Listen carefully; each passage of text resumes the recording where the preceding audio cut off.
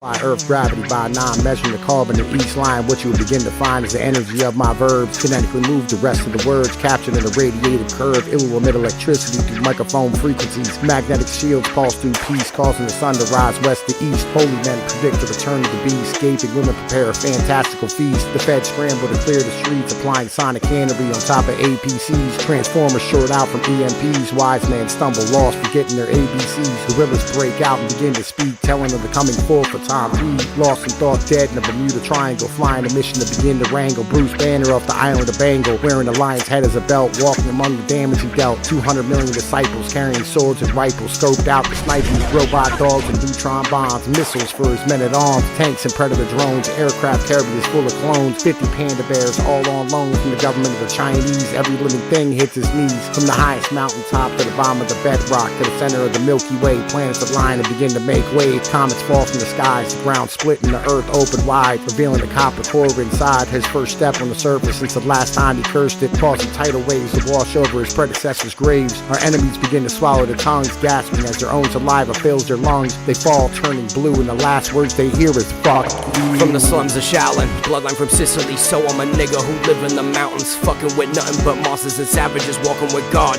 Better get with it or you might get ravaged. Ain't talking triggers, I'll pull out the banger and start dealing damage. No concern for anger, no greater love had man that put his life in danger, ready to lay it down for his friends, family, and kids. With the quickness, put machete to heads, walking the spirit, prepare for death. Fucking this matrix, the devil is scared. From the slums of Shaolin, bloodline from Sicily, so I'm a nigga who live in the mountains, fucking with nothing but monsters and savages, walking with God. Better get with it or you might get ravaged. Ain't talking triggers, I'll pull out the banger and start dealing damage. No concern for anger, no greater love had man that put his life in danger, ready to lay it down for his friends, family, and kids. With the quickness, put machete to heads, walking the spirit, prepare for death. Fucking this matrix, the devil is scared. Fucking this matrix, the devil is scared. Fucking this matrix, the devil is scared. The blood in my veins is calories, my Remington bulk. Cantonese equations from the death of my enemies. So 6 foot plus 12 gauge equals a dead bitch in the early grade. Because at the end of the day, undercover officers get made by the smell of Old Spice and the way to eat fried rice. You got a death wish and mental strife means you probably don't appreciate life. Well, I'll take it off your hands and use the profit to invest in land. Wash up the blood from where you stand or used to. Anyway, my kid will sell lemonade with no permanent pay, no taxes. You will learn that we got axes. Chop your arms and legs, place your limbs on pegs as I warn to the next guy, pretending to be wise, staring at the sun. The sky believe his dumb ass blind. Shouldn't have to explain the basics, but you ain't sharp enough to break this line of logic, so just stop it with the black and white mantle. Red team, blue team, it's all metal, folded in degrees of 90. I'll run 180 at you blindly, chasing the gold at the end of a rainbow. You'll be old looking out a window. Listen to how the man flow. Boys over here like damn go. Get him hard, a smash, kill, murder, homicide. Here's a tissue for making your mama cry. Smoke envelops the field of battle. Your eyes go blind as death rattles, cannons blast and rockets flare. The local populace stop and stare as the crowd stare into the gun smoke. It all falls silent as the people choke. I place you where my scope vision clears and you lay dead. I hang one more round towards your head. Nose prevent to just breathe. This is the heart of the Calabrese. Nose prevent to just breathe. This is the heart of the Calabrese. This is the heart of the Calabrese. Nose prevent to just breathe.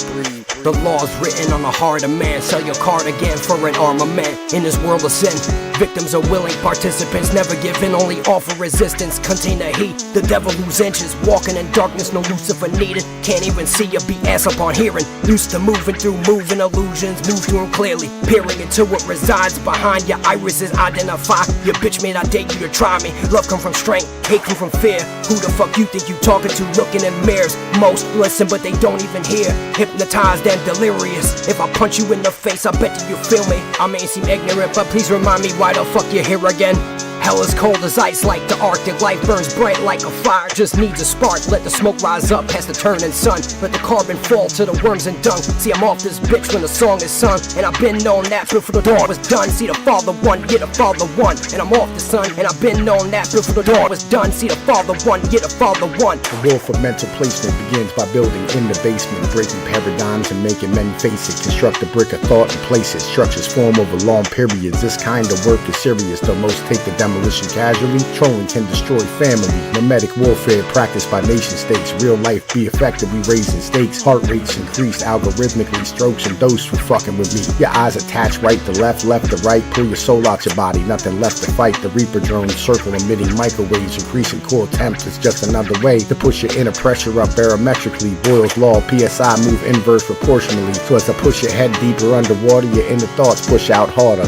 Hence why you scream loud just before you die. This what it's all about. No need to cry. We all meet death. Don't be afraid of the ride. We warriors meet death on our feet. Rather die rolling down the street on the way to the end of my purpose. Because even death respect what curses. Our drive and hustle to rebuild what's lost. Blood, sweat, and pain no matter the cost. Give to our sons our culture and heart. Hope we are seen well by those past. My face betrayed my place and cast. The lines and scars the struggle outlast. My calluses show the work put in. My x-rays show the pain within. Carrying weight in your shoulder build muscle. The lack of nourishment build hustle. Hunger they say is nature's college. Well, intimidation made me brolic. Fear of reprisal bred paranoia. Lack of cash made me emulate Pablo Montoya. Step on raw and hit the mixer. Need enough cash so I can fix the whip and pay for diapers. 12 gauge to eradicate the vipers. Knife in my hand to slice it. Grizzly look just to keep it tight, yeah.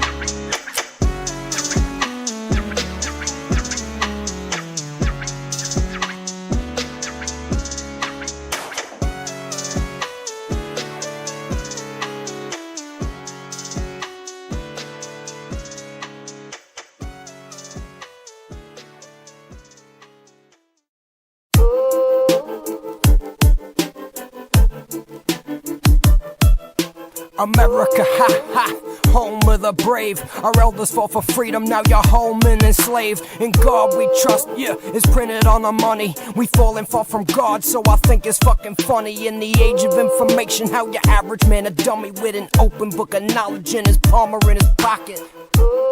So I sit back here and wonder how a nation full of patriots is getting fucked and taking it. Masked up to your face like an old band-aid. Toss that shit in the trash, fuck band mates. I'ma let off till I jam thing. I plant a seed of freedom in your dead brain. This ain't a protest, it's a damn right. You should've known when you see that yellow flag wave. Got a coffin for every member of Congress as a counter offer for the Facts mandate. You ain't putting graphene in my damn offspring. I'm running out of patience for the nation of imagination. Won't participate no more, they sacrifice their kisses.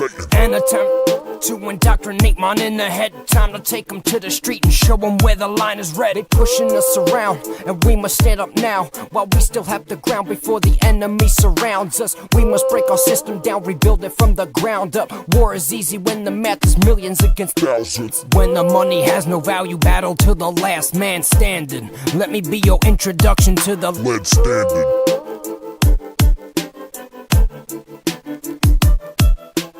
When the money has no value, battle to the last man standing. Let me be your introduction to the lead standing.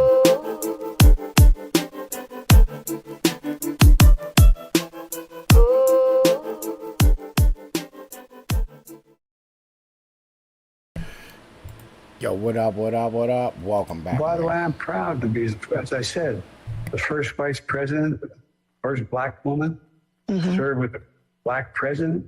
I'm proud of the first black woman in the Supreme Court. There's just so much that we can do because together there's nothing. Look, this is the United States of America. Man, oh man, oh man. Listen, I'm gonna tell you what. I've been thinking about this, right? Thinking about this a lot, right, as a whole.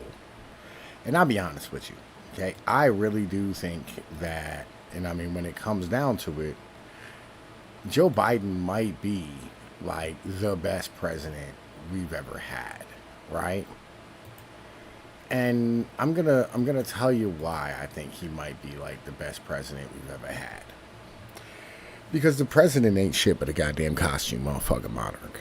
It's not real. It's all kind of just like fugazi in the end of the day, right?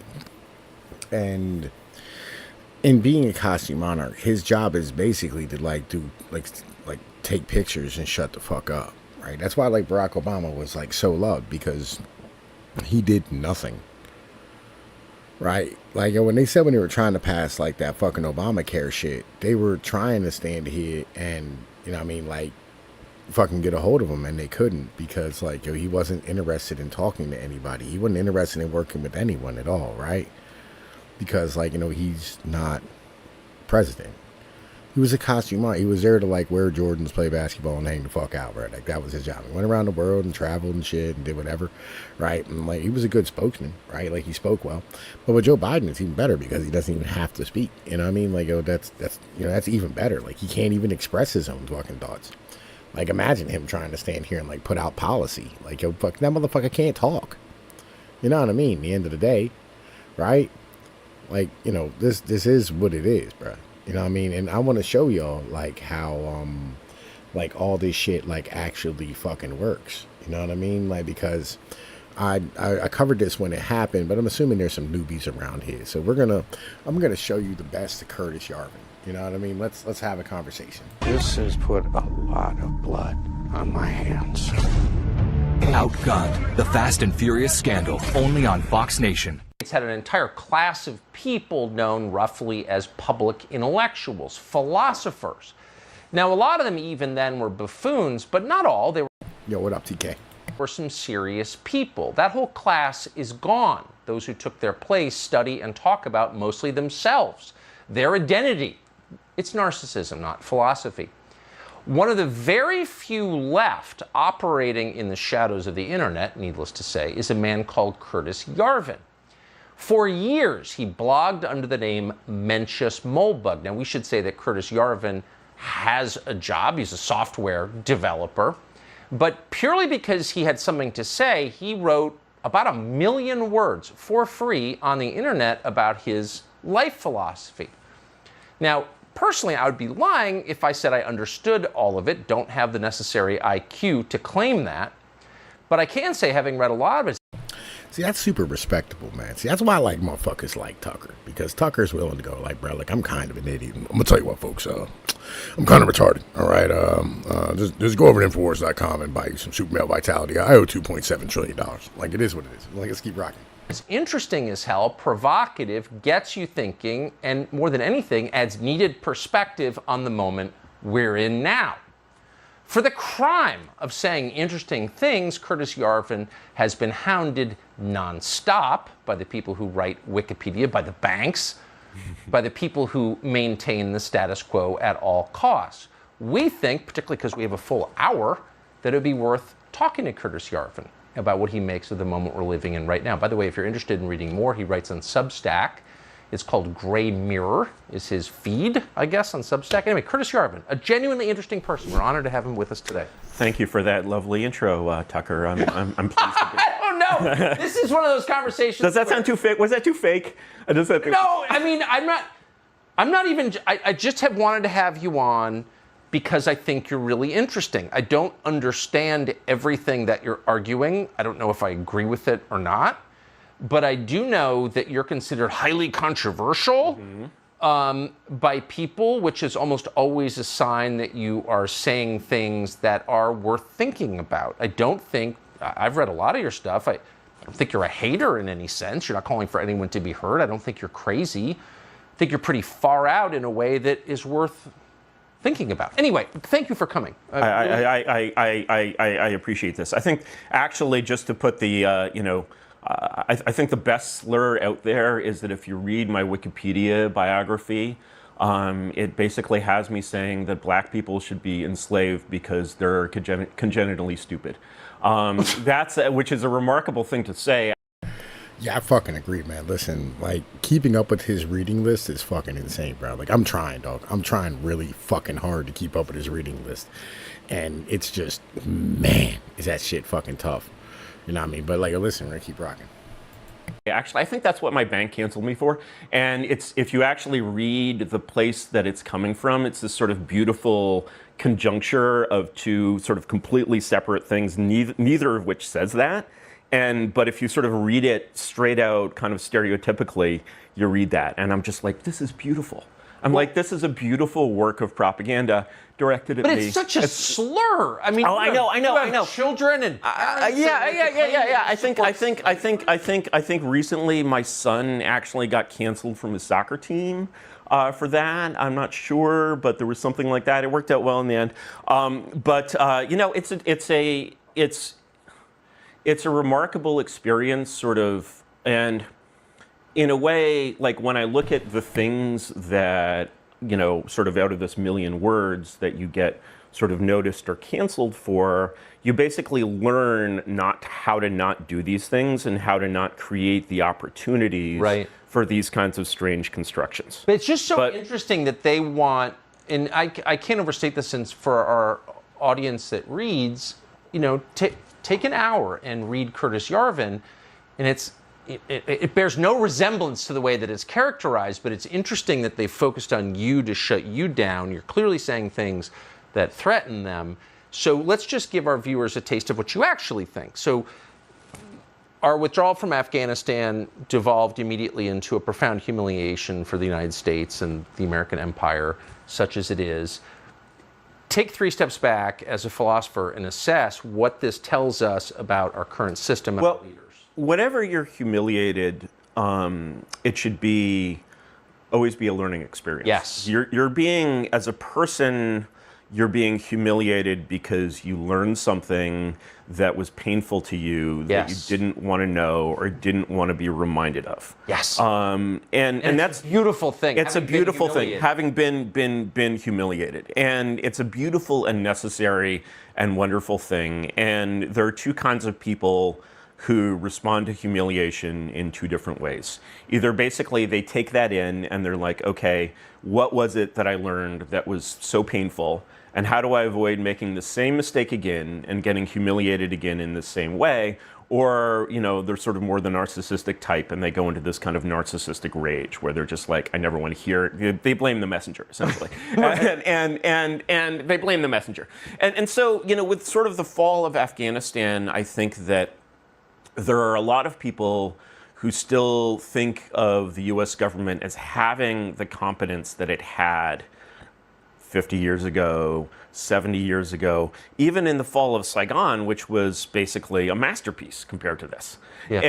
And so they look at this, these are Americans out there, and they have a kind of, deeply ritual association with the real Washington. And both of us have a family background in the real Washington. Yes. And so, what they think of... And pause there and just tell our viewers what your background is. My dad was a foreign service officer, which is, so I went around living in embassies and consulates around the world. I was kind of an international Jew, you might say. Actually, I always wanted like a lifetime subscription to International Jew magazine. Can't you see it? But I'm a rootless cosmopolitan. So I grew up really in the belly of this beast, right? And the thing is, it's like, for example, I was recently out, I drove across the country in both directions with my kids, an incredible experience. And beautiful, amazing country. We were driving through Iowa, on July 4th, and all around, all the little towns start setting up their fireworks, boom, boom, whatever. We went to the July 4th rodeo in Livingston, Montana. Yeah. There were, and they even dared to the announcer even talk trash about the liberal media. So they basically, they know that something's up, in a way. And yet, you have sort of all of the paraphernalia of patriotism that you sort of feel so deeply out there. And this patriotism is this kind of ritual, sort of religious allegiance. It's like if you're a Catholic, it isn't necessarily because you love the personal habits of the Pope. Right. Right. And, or you're down on Vatican politics or whatever. So, the sort of the difference that kind of, I think, needs to be exploded for a lot of people is, what is the difference between sort of my ritual respect for this thing and what it actually is? Because when I actually look at, what the Vatican is, or in this case, the swamp, the deep state, as the cathedral, as I've sometimes called it, the sort of the oligarchic power structure of America, which is completely decentralized. There's no center to it anywhere. There's no there's no one you can point to. There's no race or class or little meeting of protocols of the elders of Zion that's happening. Right. There's no conspiracy. It's completely decentralized. That's what makes it so hard to kill. And so when you look at the way this ruling class works and governs, it's a very different thing from these sort of abstractions that you learn in 11th grade civics class. And, and when you grow up in it, you feel it, extremely intensely.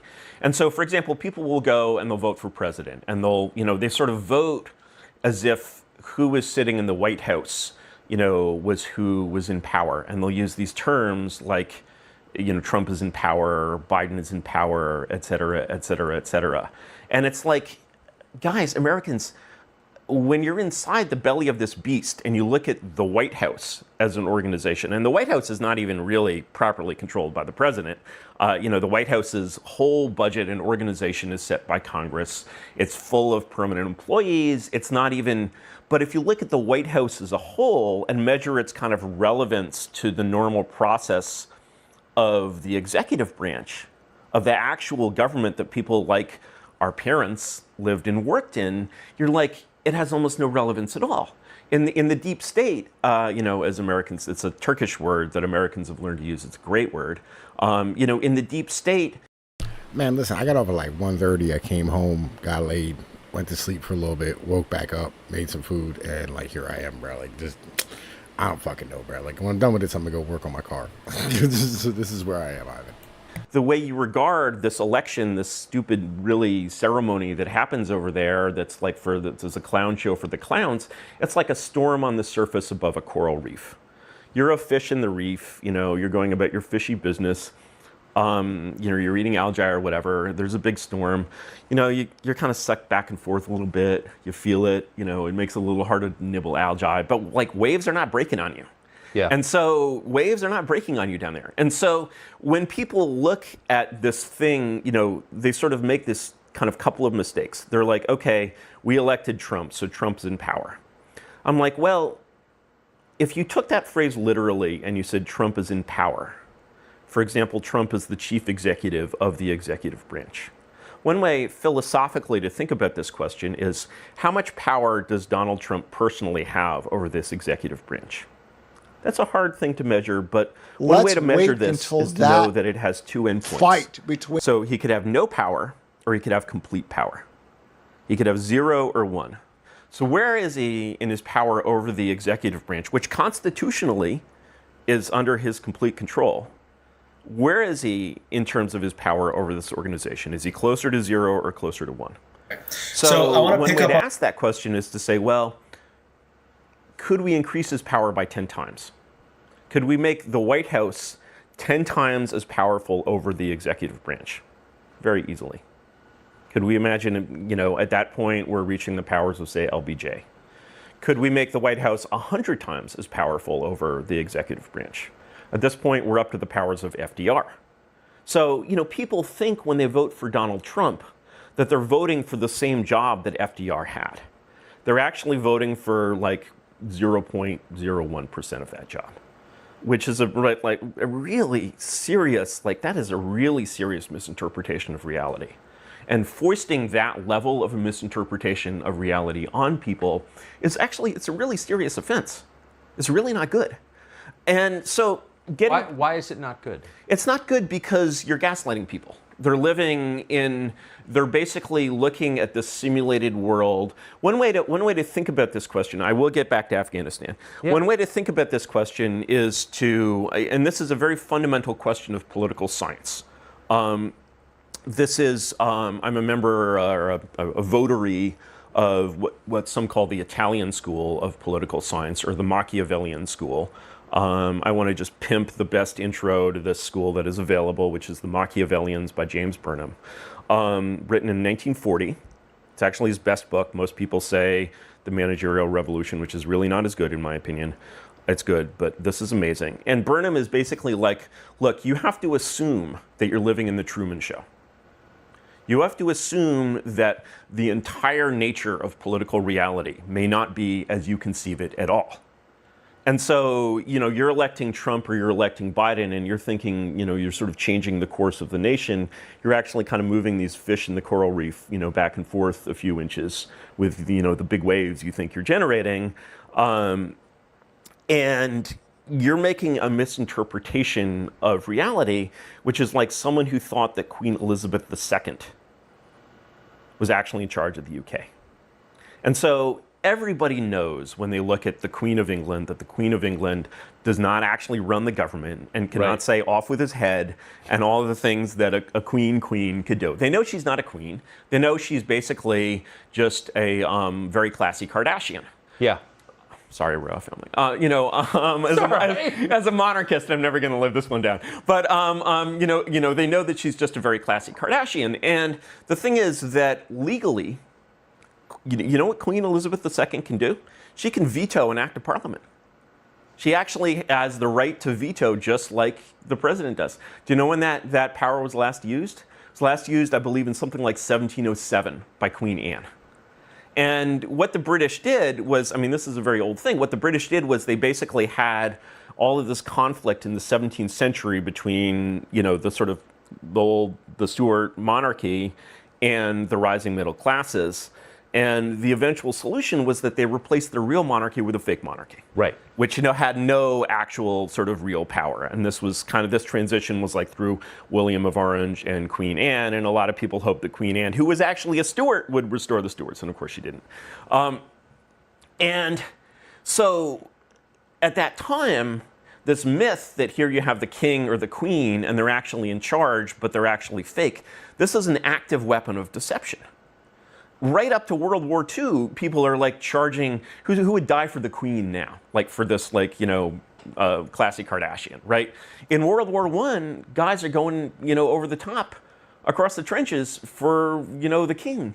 And they actually, this legend is sort of more and more believed. And at the equivalent of like the rodeo, whatever they do in England in like 1910, people are like, they stand up for this royal whatever. This is a country that ceased to be a monarchy in any kind of real functioning way in 1688.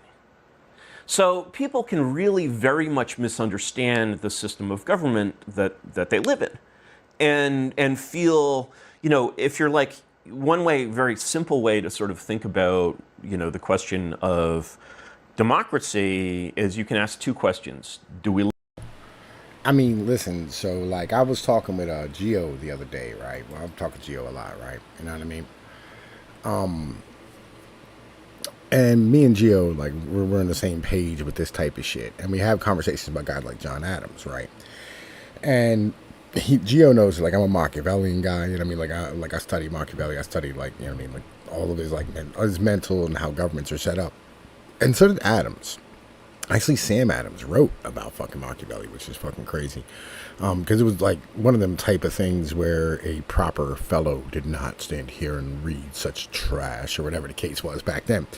But like, so what, but like basically what like fucking Adams and Machiavelli and everybody understood is that like the Senate and the parliaments as a whole end up being like places where nobles and aristocrats live. And John Adams had a major problem with aristocrats because he came from like a lower class roots and they always kind of looked at him like new money, you know what I mean? And he fucking hated that shit. He always like felt a way about things. And so he was trying to limit the power of the aristocracy with the president. Right, like that was like kind of one of the big things that he did. And he did this in Massachusetts with the governorship, where he gave like the governor much more power than a lot of other states did. And this is the same thing with the president. The president is supposed to represent the people, right? And like fucking the Senate and the Congress are always supposed to represent, you know what I mean, like fucking the nobles, right? It's not supposed to, but that just tends to be how it ends up working out. Now, in de Tocqueville in 1839, he mentioned that the Senate, because it was elected directly by the people, ended up having much more lower class human beings in it as a whole. You know what I mean? Like they weren't people who did shit. But even back then, he sat here and he would say, like, hey, look, fucking, I don't know if there are any good men to be able to lead this country, but I know for sure that they aren't, like, they don't run for office. Right, and this has always been a bit of a problem with our fucking country, and a lot of it has to do with like our jealousy and envy. You know what I mean? Like they say, democracies kind of just form envy, right? It ends up like the egalitarian nature ends up making everybody like fucking hate anybody who does better than them, and so this is kind of like one of the drawbacks of this shit. But ultimately, after FDR, like FDR left this country in a state where the bureaucracy, the permanent bureaucracy, ran things, and the president didn't do anything. Which is how like Harry Truman, ended up being, like fucking president after FDR. And he didn't actually make any fucking decisions. And that's why he put him there, is because like he didn't want him to make any decisions, because like he was a complete and utter piece of shit. You know what I mean? Like, we're not going to listen to this entire, I don't know, we might, man. Because I love this fucking interview. It's a great fucking interview. You know what I mean? Yeah, TK. It's the world's biggest crab bucket. For all y'all don't know what a crab bucket is, a crab in a bucket. I actually put that definition on fucking, I was the first person to put the definition of crabs in a bucket on Urban Dictionary. Right? But crabs in a bucket, basically, like, one crab tries to crawl out, everybody else grabs his fucking legs and tries to pull themselves out. When they do, you pull them the fuck down, so crabs never escape the bucket. You know what I mean? Let's keep rocking, though. We live in a democracy, and should we? You will find very, very few people who answer no to both of those questions. And so, if you look at the question of basically... But you will find many who will answer no to the first question. Yes, you will find many who will answer no to the first question, but their ways of giving that answer are sort of biased by their feeling that living in a democracy is the way this should work. And so when they look at, you know, why they often... So people, let's say, you know, how do you hack an election? So, you know, people will be like, oh, you go into the voting machines, or you print up, you know, spare ballots in China, or whatever. No, you know, these are rookie numbers. Like, this is not how you hack an election. The way you hack an election is by changing the meaning of the election. And the way you hack an election is not by eliminating your ability to vote for a certain candidate, but by simply taking away the power from the politicians you elect. In other words, turning them from Elizabeth I, who actually could say off with your head, to Elizabeth II. And so when you look at the legal positions that Elizabeth I and Elizabeth II occupied, they're exactly the same position. She's the queen. Like, you know, she has, you know, technically in the English constitutional system, it's called reserve powers. She could declare martial law tomorrow. Like, you know, and actually I think it would work. And that's a separate conversation. You know, and she has all of these powers on paper, and in practice, she's a classy Kardashian. And so the question, you know, of how do you hack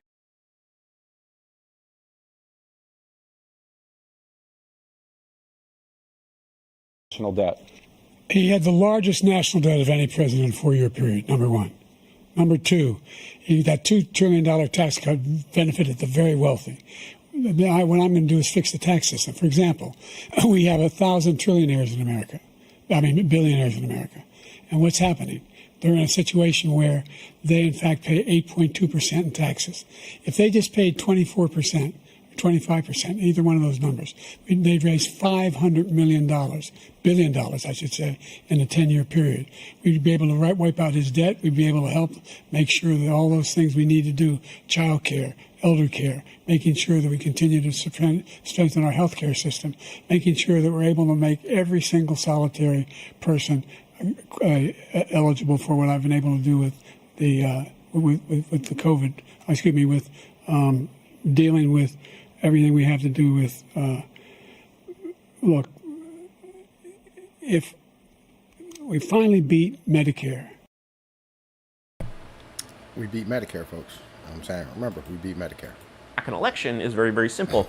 Instead of turning the queen to talk more into about a classy those Kardashian, 8 White House visits by the Parkinson's expert. I'm joined tonight by Dr. Tom. So if you basically say you're electing these politicians and you're behaving in this election as though these politicians you elected were actually in control of the government, when they're actually about 0.001% in control of the government, and the government is just this permanent deep state thing that just sits there and kind of rots and gets worse every decade, then, and you can't change this with elections at all. Sorry, haha. It's actually pretty funny that you tried when it's not scary. It's like scary funny, like one of those Halloween movies. Yeah. This is the attitude of the lib, right? You know, and look at these, you know, it sort of goes from like, look at these yokels with pitchforks to like, they're gonna pitchfork us, to like, look at these funny yokels with pitchforks, right? You grew up with this mentality, so did I. You know, that's how you felt toward the people that you ruled over. You're like, these people are funny and dangerous.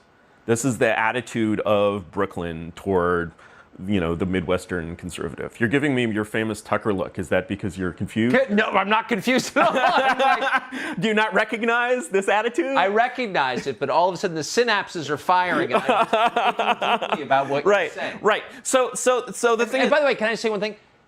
These conversations, I mean, whatever people watching this think of what you're saying. When was the last time you heard anybody say anything like that? I mean, I think the thing I object to most about modern America is how boring and repetitive it is. No one with interesting thoughts is ever in public saying anything. Everyone is just like reading the same stupid, stultifying slogans, and it's just like the fact that you're crushed for saying something that's interesting, it just tells you everything about how leaden these people are. Let me actually correct you there. But let's go back to the subject of cancellation that I started this episode with in such a fun way, which is actually, I don't think that's true. I actually don't think, one of the ways as a somewhat canceled person, not that I'm not doing fine, is even though I'm certainly no longer a software developer, one of the things about sort of this conflict that I think is a mistake. I don't know how many libs will be watching your show, but certainly a lot of cons will be out there, and there's a lot of kind of typical mistakes that people make that I want to caution people against. And one of the biggest ones is that when you look at the libs, you see an enemy. That's true in a certain sense. That's true kind of spiritually. Spiritually, they see you as an enemy. They have the friend-enemy distinction, and that you may not know it's a civil war, conservatives, but they know it. It's a cold civil war, but that's how they feel. That's how they feel. That's absolutely how they feel, and that is not a new thing. That is how I grew up feeling. And I was born in the freaking Nixon administration. Will you bleep me on the show if I swear, or is it the internet? No, okay. Yeah. Okay. So the that's how. Yes, I mean, my grandparents were American communists. That's how they felt. That was the sort of the standard feeling about the yokels with the pitchforks, when they were either funny or dangerous. Yeah. And you look down, you're flying from New York to LA, you've got a thing to go to, you look down, you see all that flat, and you think funny, and then you think dangerous, and those are the two neurons you have. Yeah. And that is your basically tolerance, right? And that's what you learned at Brown. That's how you learn to think, right? Which is just a remarkable way to see the world, right? And so spiritually, in charge of it, especially if you're in charge of it, as they are, and as this is me, this is my people. Of course, we're in charge of it, and this way of seeing the world, results in I was just talking to your makeup professional, and she was like, when she's not even from a lib world, she's from a leftist kind of, but a small town American world, and she goes to work for someone associated with Fox, and she gets all of this flack. It's basically she's betrayed her world. Okay, so there is that enemy psychology there. Right? But in terms of how they act, they're predators and not enemies. And so if you don't give them anything, they don't have anything, and they'll basically move on. It's an asymmetric now, as of course you increase in prominence, it's harder to avoid this effect. But I think for most ordinary people out there, it's really important to remember this. It's an asymmetric conflict. It's not like a lion against a tiger. It's like a lion against a buffalo. As a buffalo, your goal is not to be eaten by lions. Right. You should not make any mistake that allows you to be eaten by lions. Your interest in hurting lions, killing lions, harming lions, doing any damage to this or any other lion, if it's a way to stop them from hurting you, which in this case it's not, go ahead. Otherwise, you don't care. And that's basically the attitude of a prey species. What I'm saying is that basically cancellation attacks tend to be opportunistic. If you were a dissident in, say, Hungary in 1963, there would be an intelligence agency that was basically looking after you and basically finding ways to attack you. We don't quite have anything like that yet. It's kind of, they're working on it. I will say they're working on it. I will say it's more like that than it used to be. I think you've had some experiences. I have, yeah. But it's not that impressive compared to Hungary in 1970. And it's certainly not something that's going to affect most people's lives in a centralized way. And so what you're really looking at as someone who is a dissident in any way is the thing to avoid is sort of playing into their game where you're this scary person. And so whenever you try to scare them, whenever you express hostility toward them, whenever you basically, sort of express any kind of sort of aggression, you're basically behaving in a way that that buffalo would not behave. And you're certainly behaving also in a way that Mao Zedong would not advise you to behave. And so, that distinction for me, is really, really important. No, I don't think I get canceled for saying interesting things. I think I get basically, get canceled for saying things that people who hate me can easily misconstrue. And that's a. But they hate you because why? They hate you because you are. They hate me because I sympathize with their enemies. And so, they hate me for the exact same reason they hate your makeup professional. And when you sympathize, when you have this friend-enemy distinction, when you have this sort of, kind of idea of we're at war with these people, I mean, I can't tell you how, when Walter Mondale lost the election in 1984, I was living in Cyprus, off the coast of Turkey, little island there. Yeah. And I was getting my news 2 or 3 days late because we could only read the International Herald Tribune. And I was 11 years old. I was just utterly devastated that this foul creature Reagan had won an election over this fundamentally good and decent and wise man, Walter Mondale. You might have had the same, I did not have the same reaction. You did not have the same reaction, right? But that was absolutely my reaction. And you have this reaction when you're part of, and this is true, by the way, of any aristocracy and any sort of ruling class, especially in an oligarchy where there's sort of no kind of center of power to balance aristocratic power. In an oligarchy like ours, in a world that's ruled by the deep state or the swamp or the cathedral or whatever you want to call it, this world of permanent, influential people inside and outside the government. And it's very important that many of these power centers are outside the government proper. I've noticed. And you might have noticed that. And they're beyond the control of the population. Yeah, that makes them completely unaccountable. To sort of digress a little bit, if you took the New York Times or all the prestigious mainstream media, just shut down the rest, it's all dying anyway, like the 2 or 3 most prestigious outlets, and instead of calling them private companies, you called them the Department of Information, nothing about their lives would change.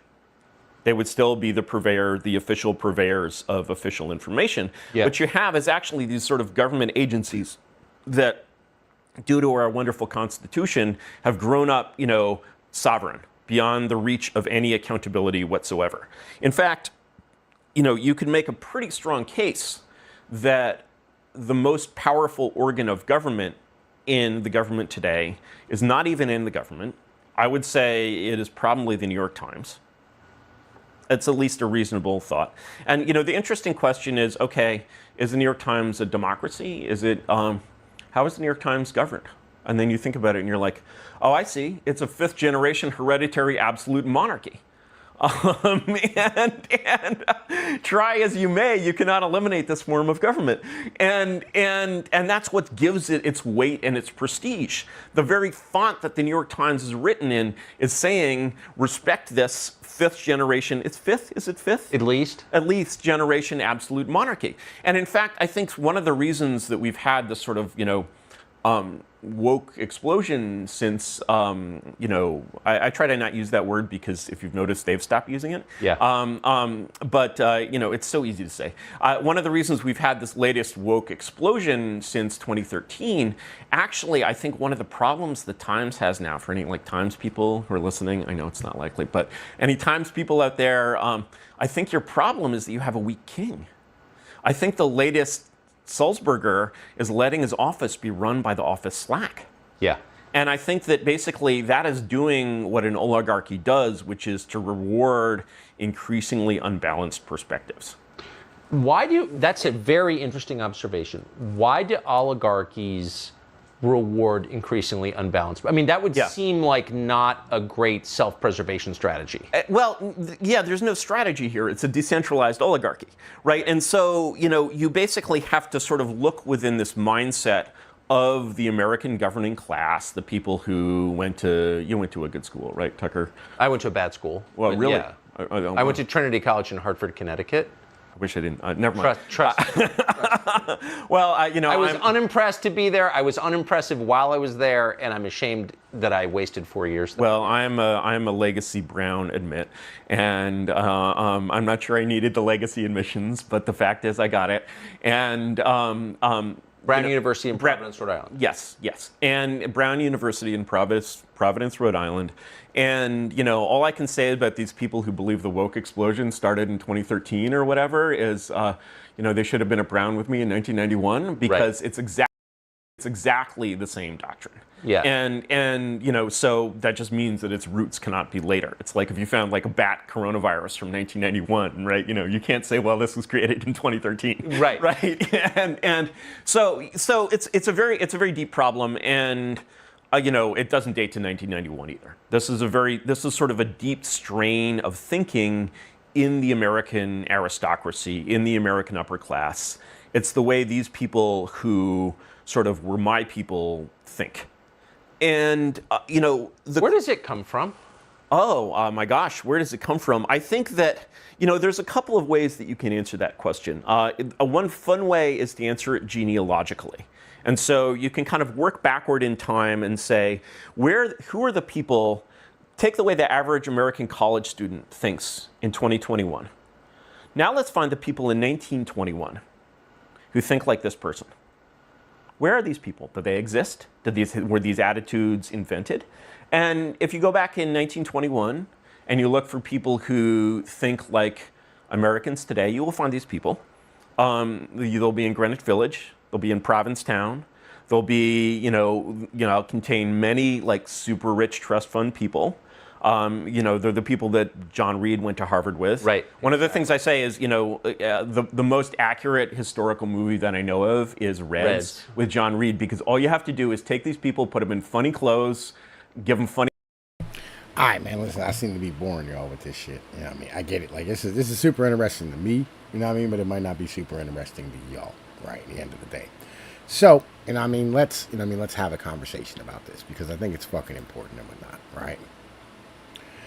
I think that it is, I think that it's like, how do I put this? Okay, listen. I think that it's important, right, to stand here and understand that, we haven't really had an actual, fucking presidency since, probably, fucking, I don't know. Probably since FDR, right? At the end of the day. So, Biden is great for this shit. You know what I mean? Biden is literally fucking, amazing for this nonsense, right? Now, I wanted to, stand here and have, some other, type of discussion, right, as a whole. And talk about this, so let's also talk about what's going on with these fucking home prices, because this shit's ridiculous. I saw this yesterday and I thought it was fucking super cool, so I wanted to show it to y'all. Your 5 recession flags, which I believe you presented to the conference board. So what is a housing recession? How does that play into the overall business cycle recession? And how is that different from home prices coming down? I remember this well because I went on CNBC and the NAR and the builders economists both said housing was in a recession. So I categorize housing in a recession in kind of 2 different fronts. The existing home sales market, sales were going to crash. Mm-hmm. And because sales were going to crash, that sector is a transfer of commissions. Right? There's not that many people employed. It's not like a W-2 employment, but they're going to lose jobs and they're going to lose incomes. Because of that income loss and job loss, that sector is in a recession, has been in a recession, and is still, going into the calendar 3 year this year of the lowest home sales ever when you We're adjust it to talking about things like real estate agents and yes, real estate agent, loan officers, right. Loan processors, those that had a complete collapse. We went from near 6.5 million home sales down to 4. But then when I think about the economic side, I think of housing construction, new home sales, housing starts, housing permits. This is where it gets interesting because single family permits were having a waterfall dive, but multifamily permits were increasing. So it wasn't like the previous decades where these both would fall together and then we'd lose the construction workers and then jobless claims would rise. And it looks like every economic cycle we have. But because new home sales were low and the builder's profit margin, which I think is, and this gets into the nitty gritty of economic work, the builder's profit margins were good. They have levers to pull. So one of the themes I've had in 2022 and 2023, the builders are what I call efficient sellers. They're not a charity. I call them, they're not the March of Dimes. They're here to make money. So they have levers to pull here. And what they can do is when rates are high and inventory is low, they can peel off existing home buyers because that marketplace is like 4.2 million home sales. New home sales are trending, 700,000. So it's a much smaller marketplace, but they can say, hey, listen, come here, brand new house. You don't have to remodel or anything, but we'll give you a 4.75 to 5.75 mortgage rate. And there you go. So because new home sales are so low, they have the ability to grow sales, which means that permits can grow again, which did occur. And then eventually rates get high enough for the multifamily construction part to already be in a recession. Like permits for 5 units are already at COVID-19 recession lows. So that's an issue. And now single family permits are starting to fall. So it's this tug of war of how much can the big builders do this because the smaller builders can't. The builders confidence index, the HMI survey, is more tilted to small builders. So it's one of these unique cycles where we have so much of a backlog that still needs to be worked out, and it's kept construction workers employed. Single family construction workers haven't been growing for some time, but we're needing those apartments to be built out. So labor has stayed higher for longer in the housing sector than it has in previous decades. And that's why I always like to show that chart, residential construction workers. When they fall, the cycle is, pretty much coming to an end. But that hasn't occurred yet. And then manufacturing construction is the spend side for new homes. Yeah, that's a great roundup. I focus very much. The future, does single family permits eventually fall down?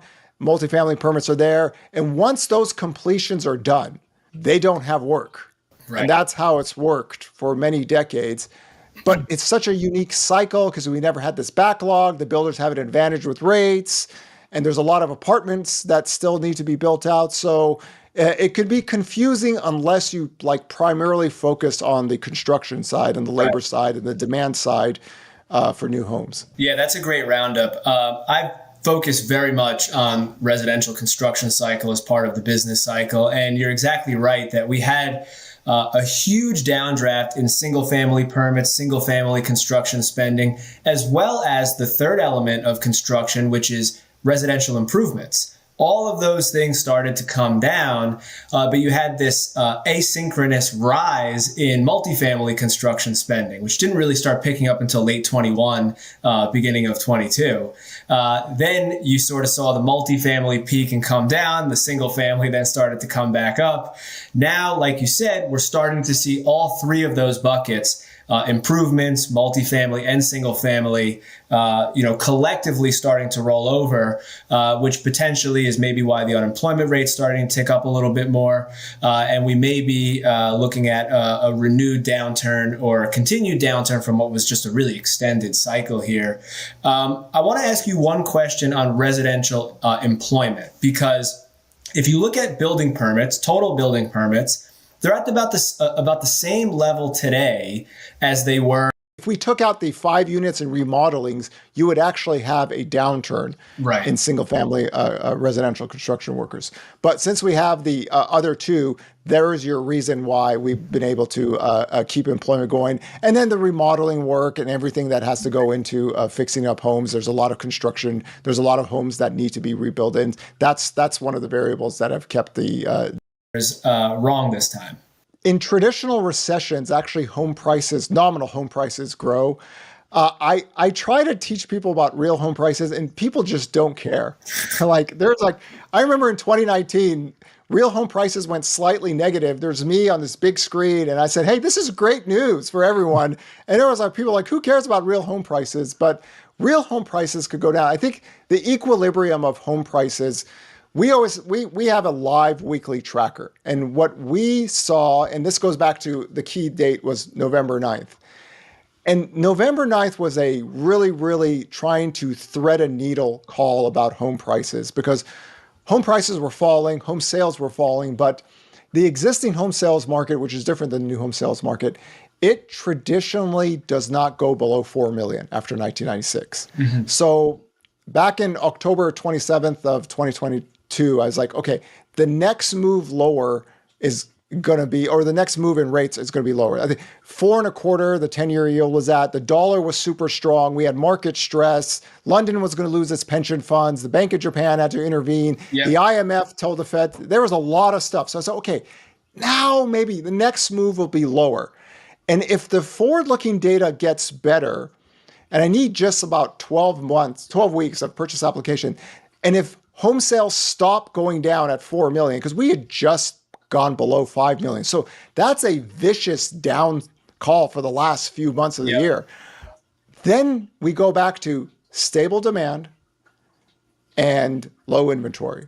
And that was the whole trying to teach people forward-looking data. So for us, we will be able to see the weakness in pricing to where national home prices can fall. And even my 2023 forecast was based on that. I said, listen, if rates don't go below 5.87 and home sales keep on crashing, if I'm wrong about the 4 million thing, then I'm going to give you about 5.9 to 7.4, which is really big. That is a really big nominal price decline if you go back to 1942. Yeah. But if home sales stop crashing around here, then the market stabilized. And if you had 2019 inventory nationally, then the affordability could really bring kind of prices down in certain sectors. But what happened was home sales stopped crashing, demand picked up just a little bit, and that supply and demand equilibrium changed. But unfortunately, what happens is that mortgage demand takes inventory off. And the sad part about 2023, which wasn't a good year in my mind, is that the active inventory bottom that we see usually in January and February, it didn't happen until April, which means that we have still too many people chasing It's not because home sales are booming. Literally 2023 home sales were at the lowest levels ever. But that supply and demand equilibrium gave unfortunately pricing power, and home prices were even a little bit hotter than in what we saw in years in the previous decade. So I need to see weakness in demand, price cut percentages grow, the slope of the inventory curve pick up, and there's your price declines, and we work on that week after week. What I don't believe is an effective model is forecasting prices on median incomes to median home prices or anything like that. The supply and demand equilibrium matters more, just because the home loan profile is so much better now. But this then goes all the way back to 2010. And if I had to teach one thing about housing, is that qualified mortgage changed everything. So the charts that I like to show are like the NAR charts going back to 1982. In the previous decade, we'd have inventory increases. Total active inventory would grow, would be pretty normal. We had inventory growing from the year 2000 to 2005. And then inventory exploded higher. 4 million active listings in 2007. We had 4 years of credit stress, 2005, 2006, 2007, 2008, foreclosures and bankruptcies increasing. Then the job loss recession happened. But what happened after 2010 is that I draw this black line from the peak of 2007 and just show it down. There's a reason for this. And my belief is that what qualified mortgage has done is that it changed the game to where people cannot buy and sell homes freely anymore. I mean, you legitimately have to qualify, and people live in their homes longer and longer. From 1985 to 2007, it was 5 to 7 years. From 2008 to 2024, it's 11 to 13 years, depending on who you listen to. In some parts of the US, it's 15 to 18 years. I've lived in my home for 20 years. So the supply and demand equilibrium changes, but it's also driven by mortgage buyers. So the easiest way to think about it is 70 to 80% of sellers are buyers. So you have 20 to 30% of homes that are left on the market. What happened is the millennials who finance 90% plus of their buying, they do not give you a home. So they are the culprits because they started buying in 2013. So as purchase application data and mortgage demand grew, they grew, right? And then inventory slowly keeps on falling down. Even before COVID happened, we were about to break to all-time lows, which wasn't a good thing. And because of them, and they buy homes and they stay there, it's really difficult to kind of get inventory back up to 2019 levels unless rates stay high enough, long enough, right? That was the whole team higher rates thing in 2021. Right. It's like, this is not the housing bubble where you're going to get like velocity inventory just skyrocketing. You need rates to stay long enough to let the marketplace grow inventory. So when that happens, then we can talk about price declines. Just like in the 2023 forecast, if demand starts to stay weak or goes lower, that's a negative for pricing. But if demand stays flat, but inventory then starts to increase on a higher fashion, there's your negative pricing. So we have the active new listings, and I think that's the one data line that people, it's very new to a lot of people. The last 3 to 4 years, we've been trending at the lowest levels ever recorded in history. It's about 30,000 to 90,000. That's a weekly data line. It's very seasonal. Pre-COVID, 2013 to 2019, the seasonal peaks were about 80. So I was thinking about, like, the reason I showed this is because, like, I wanted to show everybody what's going on in the housing market. And I've been thinking about, like, if conservatives ever want to, like, win again, if you want to have, like, a right-wing party, you need to start, like, really having a conversation about humans. Right, and how you go from, like, housing prices and stuff to humans, because, like, humans need housing, right? You know, one of the fucking hierarchy of needs, you know what I'm saying? Maslow's hierarchy of needs, right? Maslow, he was like a monkey or some shit on a cartoon show. I'm pretty sure back in, like, the 2000s or something. I'm not 100% sure about that, but, like, I'm pretty sure, you know what I'm saying? That guy, right? Yeah, so, you know, I mean, he said the hierarchy of needs, that monkey, you know, a smart little monkey or whatever. In your hierarchy of needs, you know what I'm saying, you got, you know what I mean, like, food, water, shelter, you know what I mean, fucking sex, you know what I mean, like socialization, and then like everything the fuck else, right? And then status and everything, whatever, right? So this mentality of like human beings needing like food, water, and shelter, we're having a really hard time with fucking shelter right now. And if you ever like want to have a right-wing party that wins, you need to be able to provide shelter, right? And so the right's argument has always been like, well, you know, fucking, we'll just have competition for jobs and low prices on like goods, and that way you can be able to afford a decent house or whatever it is.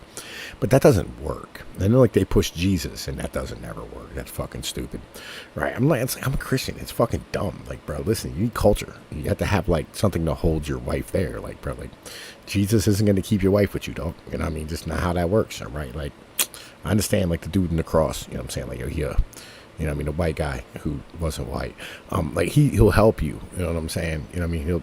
He won't in any way, you know what I mean? You have to have like a social structure that makes that shit proper, right? Where like, you know, you have like other people around you, and like we have a really hard time with this because like you want to be able to get up and leave and go and like be an economic like unit, and that's how like you see yourself the same way the government does. The government sees you as an economic unit, and you're not, you know what I mean? Like, yo, you're a fucking human being, right? With needs, and like you have like other people, right? And we have a really hard time, like, you know, supporting, you know, things like fathers, right? Like every time you have a conversation about fathers in this country, it's like deadbeat dads, and that's like the fucking end of it, or they're dumb, some shit like that. You know what I mean? When we're talking about moms, it's like, oh, single moms and like the struggles and the abuse and all this fucking dumb shit, right? It's like the first thing everybody goes to, because this is the propaganda that's been pushed, right? You know what I mean? Because, you know, this is the easy way to be able to have everybody get divorced from everybody the fuck else. You know what I mean? Not just like, you know, fucking like men and women, but I'm talking like everybody, like the whole society. That's a general thing. And you end up as like an atomized individual. And like, if you're a right winger, you have to start like really addressing some of this shit and like getting away from this corporate fucking ideology about how the hell shit operates. You know what I mean? That's kind of the mentality in the end of the day. You have to start thinking about these type of things. So like what you have to do is you have to go and like shoot guys like this in the head, and then just start building houses, right? And just build them and build them and build them and build them and build them until like families have a place to fucking live, right? And I mean, because like you shouldn't think about efficiency or like what's like, you know what I mean, the best way and easiest way to be able to feed people. it should be, you know what I mean, like, what is the best way for, like, families to fucking live? You know what I mean? And, like, you know, you should probably just be giving them the fuck away. You know what I mean? Like, yo, fuck selling them. You know what I mean? You should just be giving them, right? You know, that way, like, you know, your families have a place to live, right? And because, like, you should care about your fucking citizenry. Like, that's what the fucking government's job is. Crazy concept. And this is why, you know, conservatives lose. You know what I mean? Because, like, conservatives don't want to actually conserve shit. Conservatives are basically the party of, like, large businesses trying to keep you a fucking slave. And that's not the way things are supposed to be. And, you know what I mean? Like, they don't actually stand for anything. They don't conserve anything. They don't have any plans to conserve anything. They have nothing except for, like, Ronald Reagan and Jesus. And, you know what I mean? Then they'll mention, like, these crazy, like, revolutionaries from 1776, right? And I mean, who were all, like, adamant leftists. You know what I mean? They would, like, I know French Revolution didn't happen until, according to, like, fucking that faggot. What the fuck's his name? That fucking guy, man. Listen, there's a guy. Shit. I'm trying to think here. Because Curtis Yarvin took him on, bro. Listen, hang on, man.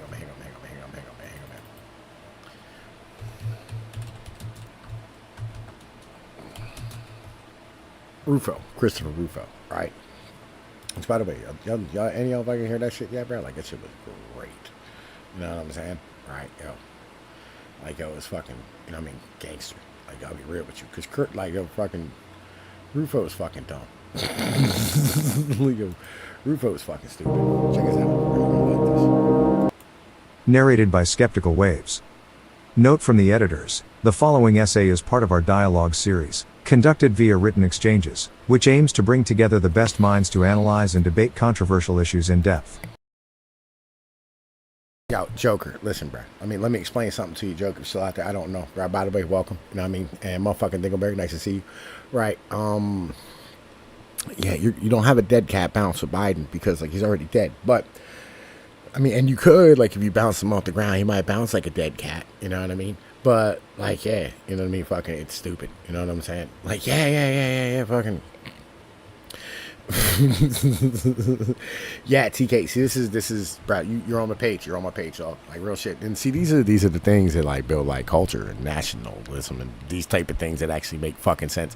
But we don't do that because, like, we're fucking dumb. You know what I mean? We're more concerned with, like, Wall Street and banks and, like, making sure that, like, you know, fucking people are able to have credit than being able to, like, actually have homes. That's the fucking problem. This debate was prompted by a series of critiques from Curtis Yarvin over the past 12 months aimed towards Christopher Rufo and his strategy, the last of which following the recent publication of Rufo's manifesto, The New Right Activism, contained in our fourth print edition, Counter-Revolution, The Coming Storms. Narrator's note. This is an edited written dialogue between Curtis Yarvin and Christopher Rufo. This voice will narrate the writing of Curtis Yarvin.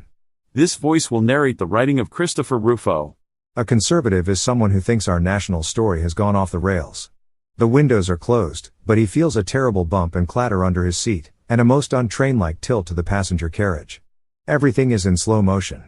He cannot avoid the feeling that he is no longer traveling into the future, but plunging, terribly, into some unfathomable ravine. If you are a conservative, whether you have asked yourself this specific question or not, you must have some idea of A. when our country went off the rails, B. how far we are from those rails, and C. what kind of political force would be required to get us back on track. Most conservatives' instinctive answer is probably A. maybe 1963 or so, B. not far, and C. a conventional railway crane, a Republican president, House, and Senate, and a Supreme Court majority. No Renos or squishes, please. With this gear and a good engineering team, free from grifters, cowards, climbers, neocons, etc., we can hoist the locomotive back on track, make Washington work for America again, and keep traveling toward our real destiny. I am not a conservative. I am a radical monarchist. I believe there are no rails, and never were any. America has no manifest destiny. Her Constitution was not divinely inspired. No special providence was involved in her founding, nor has she discovered any unique principle of human governance. Nor can any theory of historical determinism, whether liberal, Marxist or libertarian, explain, predict or guarantee her future, which, like all future history, is a contingent and unwritten blank page in the hands of men only. And while she is indeed plunging into a ravine, every realistic way to save her starts with centralizing all sovereign power in a single person, or at most a small team. This historically normal political structure is the appropriate way to terminate a failed experiment in political science, which appeared to work only because it started off with an amazing population in an empty continent on the threshold of an industrial revolution. Rather, I believe, America is an ordinary country with an ordinary government. Even its form of government, an institutional oligarchy, is historically unusual but is hardly unique. Due to the compounding rise of technology, we are at a unique point in human history, but nothing at all has changed about political science. In fact, Aristotle would understand us better than we understand ourselves. From this standpoint, let me explain my attitude to you and your political work. I believe you're doing something useful, but it is not useful in the way you think or seem to think. It is not useful because it is simply disproportional to the problem. It is useless to pass a law that bans discriminating against white people. For instance, we already have such a law. It is called the Civil Rights Act of 1965. In a nation with maybe 1 million diversity professionals, it is useless to get 11 staffers laid off from the University of Florida, or even to convert a low-grade hippie college into a lower-grade baseball college. Whose bright idea was that? Up close, these must seem like huge and unprecedented achievements, and they are. On the relative scale established by 90 years of increasingly feeble resistance to the real American Constitution, the informal personal monarchy of Franklin Roosevelt, changed by his death into a permanent and unaccountable oligarchy, they are a break in the trend line. But on an absolute scale, they are still nothing. The conservatives, when they feel the bumps under their seats and realize the train is not on rails, feel each bump as a problem to be solved. DEI is a problem to be solved. Mass migration is a problem to be solved. The fentanyl epidemic is a problem to be solved. Yet not only are the conservative solutions wildly, fantastically disproportionate, by orders of magnitude, to these problems, they are not the real problems. They are only symptoms of the real problem, that our country is lost in history. There are no rails. There never were any. But your quixotic, but energetically and even brilliantly conducted, fight against just one of these symptoms, in which even when your sword goes home and sinks to the hilt, you only demonstrate what a pinprick it is to this Brobdingnagian monster, serves a different purpose. You are not defeating the enemy. You are only revealing it, showing everyone that the monster is real, and brave and capable men can fight it. Let us learn to fight it well, and let us learn to make it show its face. I complain, but I do not know of, for now, a better way. Let's begin by clearing up some misconceptions. First, we have different objectives. Your goal seems to be accelerating the cycle of regimes from democracy to monarchy. My goal is to halt and reverse political decomposition and return to the beginnings of the Republic, counter-revolution. We also have a deep disagreement over the nature of history. You argue that there are no rails. Listen, how does anybody listen to Christopher Rufo? I don't understand. How do you return to the beginning of the Republic when it was an agrarian,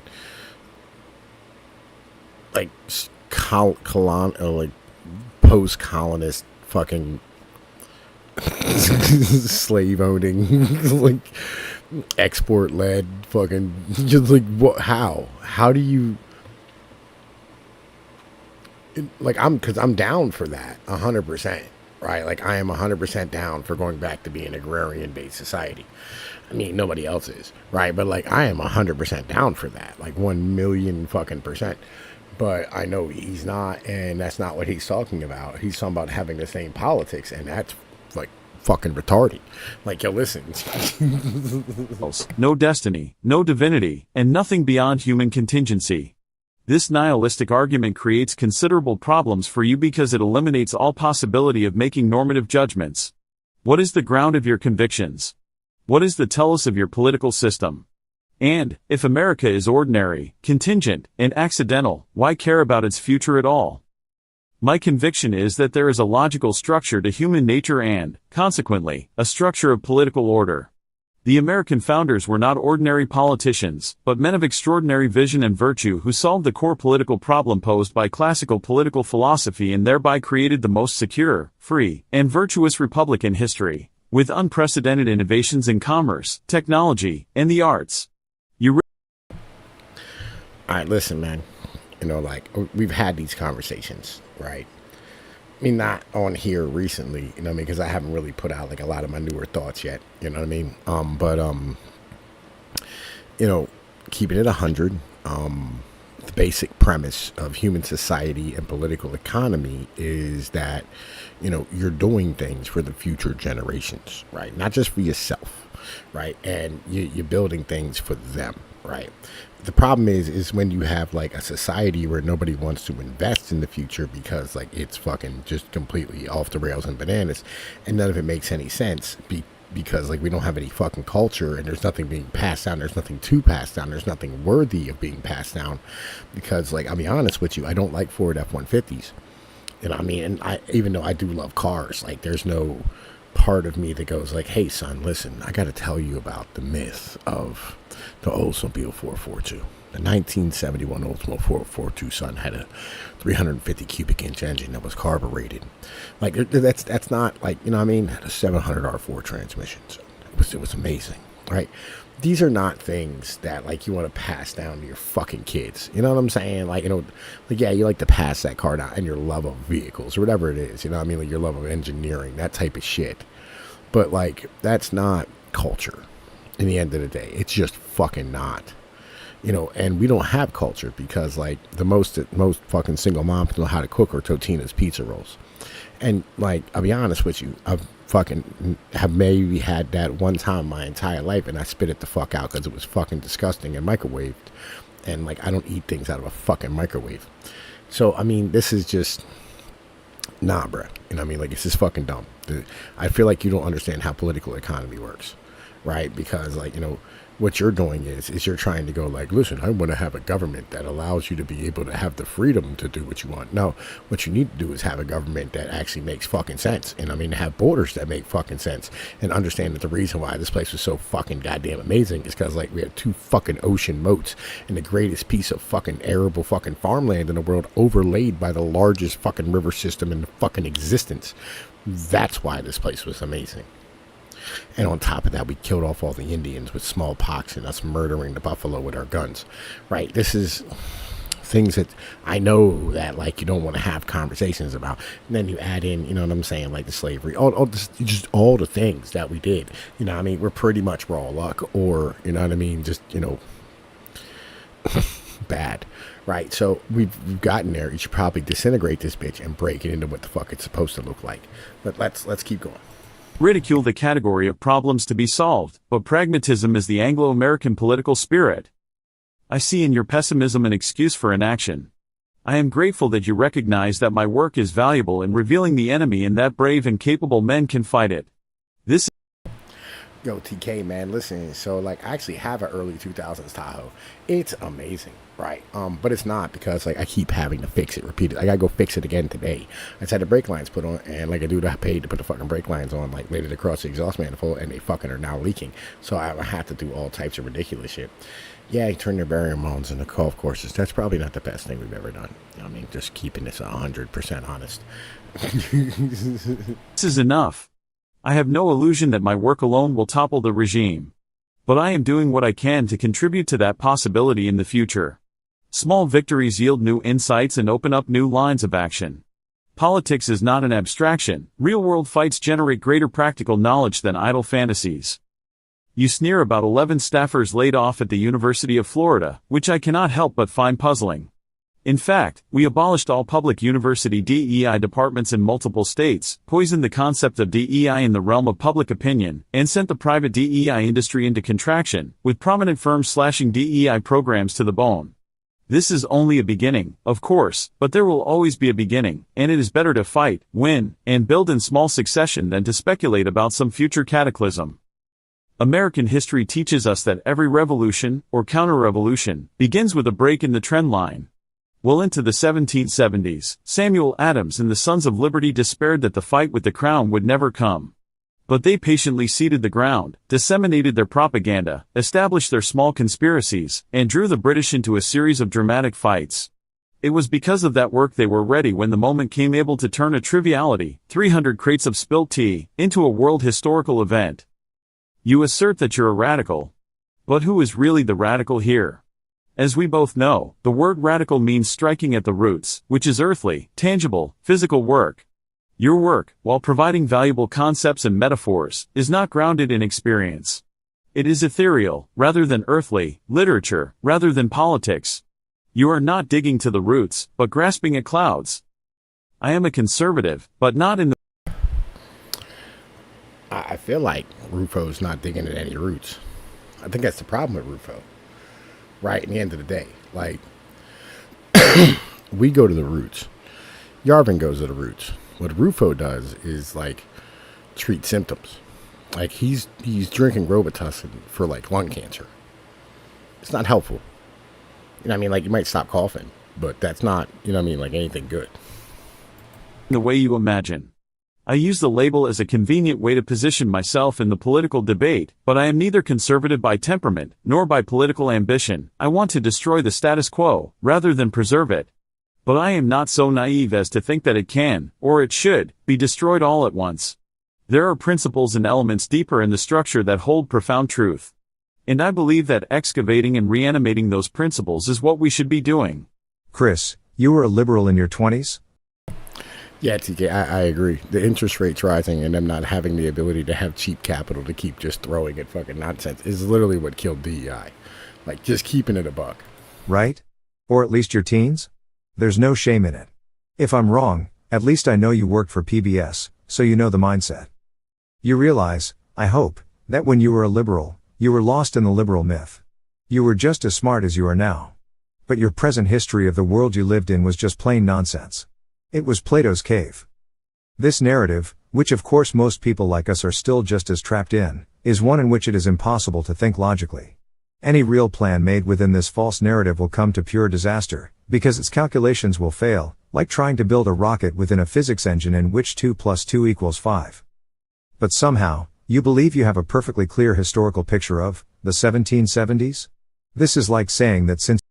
Yeah, I feel like Yarvin knew about Terrence Howard. You know what I'm saying? So 1 × 1 = 2. You know what I mean? Like, real shit. You know, fucking Terrence Howard math. You successfully walked up Mount Tamalpais, Everest will be no problem. You are confident enough in your narrative to make it the basis of real-world plans which you are selling seriously to serious people. Let me hit you over the head with just how huge a mistake this is. If this historical picture is not a picture of reality as it actually was, if it is instead a myth, your whole campaign is nothing but a grift. Most grifters are grifters not because this is what they want to be, but because their grift depends on some false assumption that they avoid looking into themselves. They have simply failed to test themselves deeply enough. Chris, in this conversation, I will give you the historical tools to test your false assumptions. It is up to you whether to use them, and if so, what to do with that. TLDR, it was a breakthrough for you when you realized that it wasn't that leftism needed to be fixed, it was that leftism was wrong. Then it was another huge breakthrough for you when you realized that Nelson Mandela was actually just a leftist. Then it was another huge breakthrough for you when you realized that Martin Luther King was actually just a leftist. Notice how you're exiting from a series of nested Plato's caves. But you think you're done, don't you? I want to see the expression on your face when you realize that Samuel Adams was actually just a leftist. Here is your first tool, a debate between Samuel Adams and John Adams. I actually like John, perhaps the only president who was a true statesman. It's in English. It'll take you a half hour to read. Don't you think it's worth it? Since you are putting all your chips and everyone else's on reanimating Sam Adams, beer guy, don't you think it's worth actually getting to know him directly? Along with another American hero and HBO superstar? My view is, John, who is obviously on the right side of this argument about the theory of government, totally destroys his distant cousin Sam, who is obviously on the left. Does this text not speak to you? Long S and all? If it does not, I despair. Moreover, I find it disturbing and deranged that you seem to equate the revolutionary sons of liberty left-wing politics with all the revolutionary terrorist cell stuff you love so much. You see how well LARPing that worked on January 6th of the 1770s with the reactionary federalist right-wing politics of the 1780s, Sam Adams with John Adams. They were both centered in Boston? What do you think went on there? You are so confident of this historical example that all your practical designs for the real world hinge on it, and yet your understanding of the period seems inferior to, say, the average Brazilian's knowledge of American politics today. In fact, in your 18th century history, you don't even seem able to tell left from right. This level of historical understanding is the pole star that is guiding us? That is going to turn back the tide and keep America... Yeah, I wanna show y'all something real quick, bro, because like this is super duper interesting. Right, I really enjoy this shit.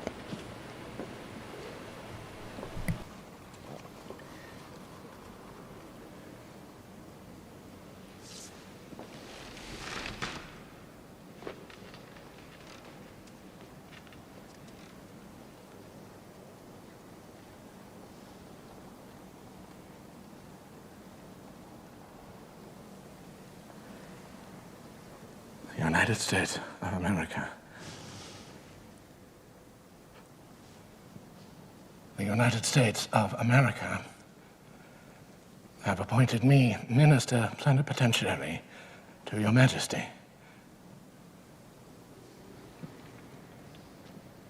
I think myself more fortunate than all of my fellow citizens in having the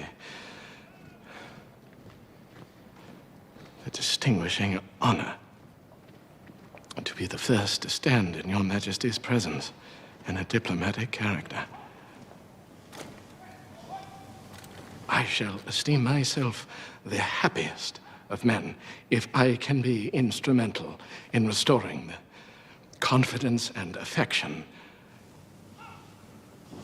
or in better words, the good old nature and the good old humor between peoples who, though separated by an ocean and under different governments, have the same language, similar religion,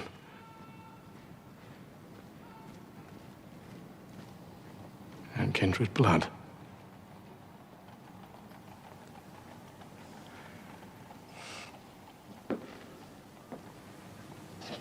I beg Your Majesty's permission to add that though I have been before entrusted by my country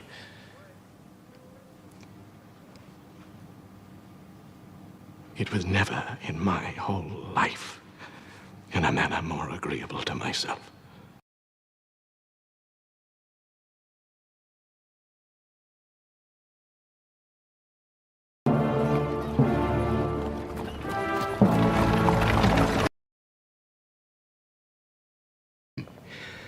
That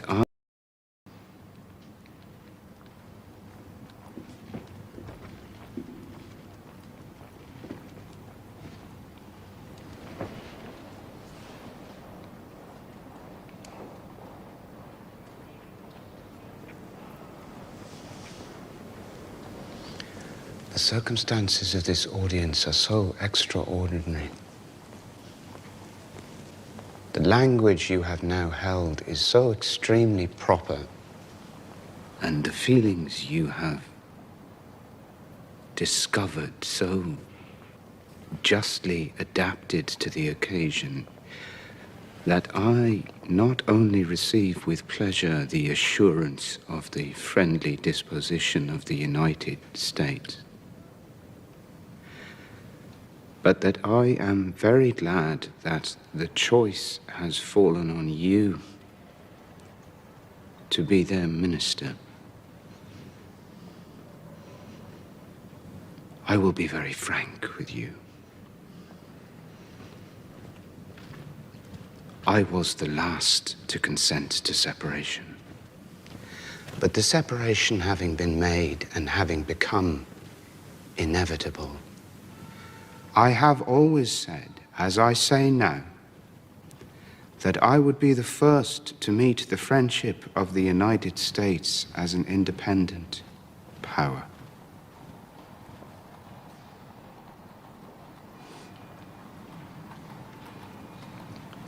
Thank you, Your Majesty.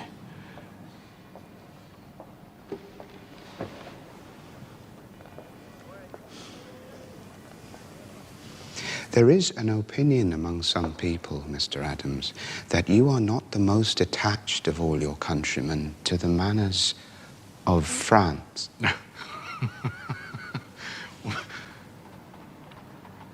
Yes, well, I avow to Your Majesty that I have no attachment to any country but my own. An honest man will never have any other.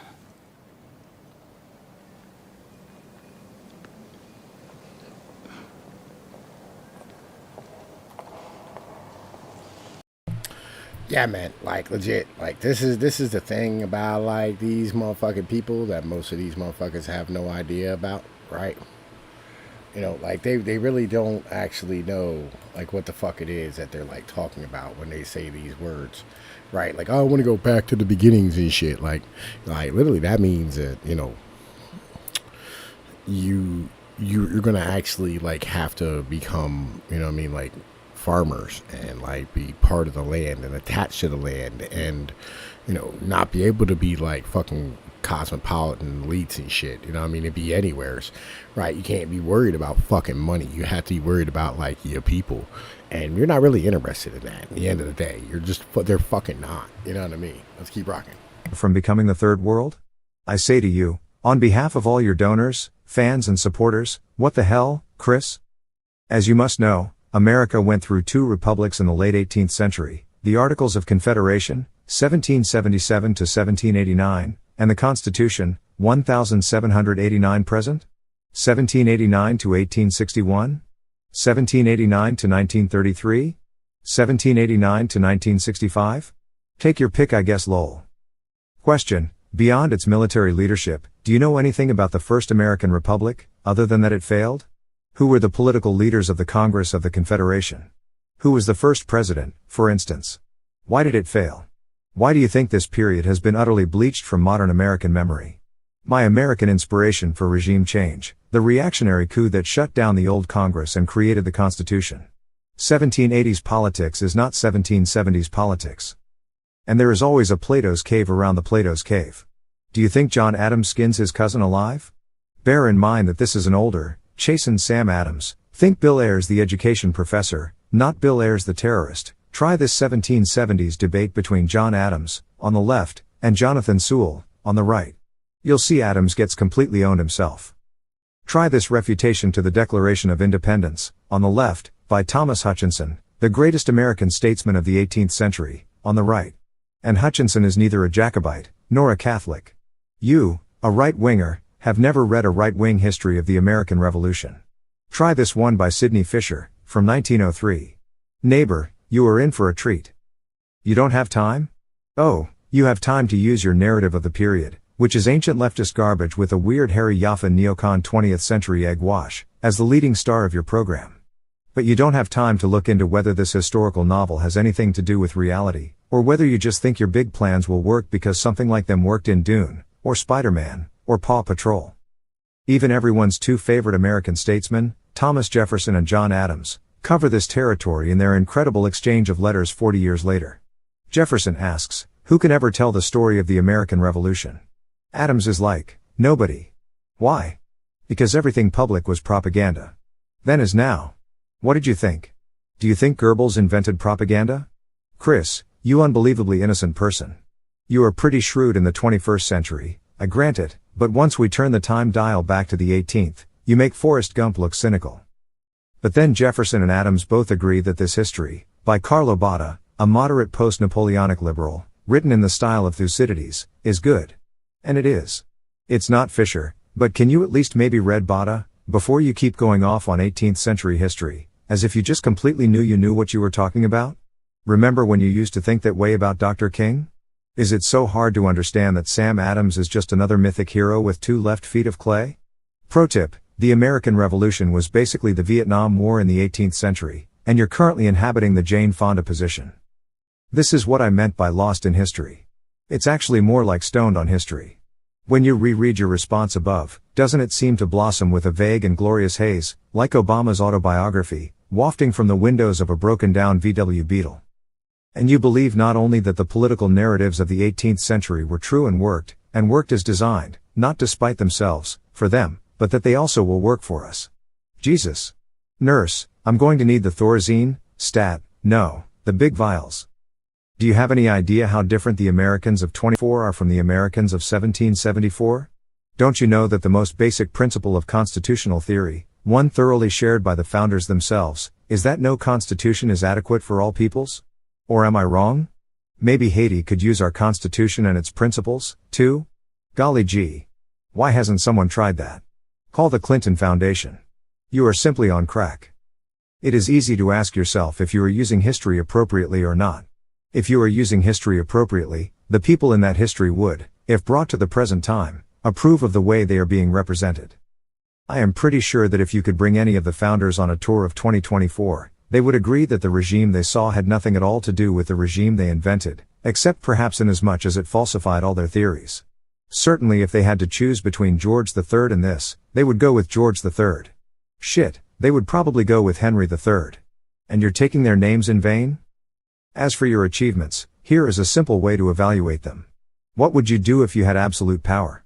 What percentage of that have you achieved so far? How many orders of magnitude is it from 100%? Here is another example.